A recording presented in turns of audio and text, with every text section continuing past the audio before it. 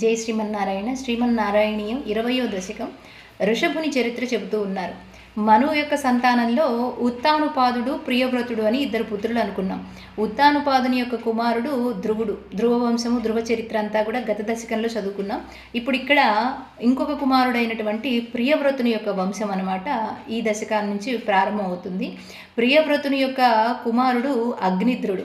అగ్నిద్రునికి పూర్వచిత్తి అనేటటువంటి భార్య ద్వారా నాభి అనేటటువంటి మహారాజు జన్మిస్తాడు. ఆ నాభికి మేరుదేవికి జన్మించినటువంటి వారే భగవత్ అంశ అయినటువంటి ఋషభముని. ఆ చరిత్ర అంతా కూడా ఈ దశకంలో చదువుకుందాం.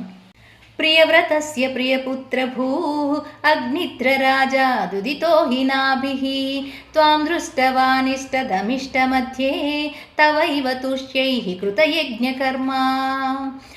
ఈ నాభి అనేటటువంటి మహారాజు భగవంతుని యందు అర్పితమైనటువంటి మనస్సు కలిగినటువంటి వాడై ధర్మాచరణ చేస్తూ భగవంతునికి ప్రీతి కలగడం కోసము యజ్ఞయాగాది క్రతువుల్ని చేస్తూ ఉండేవాడట.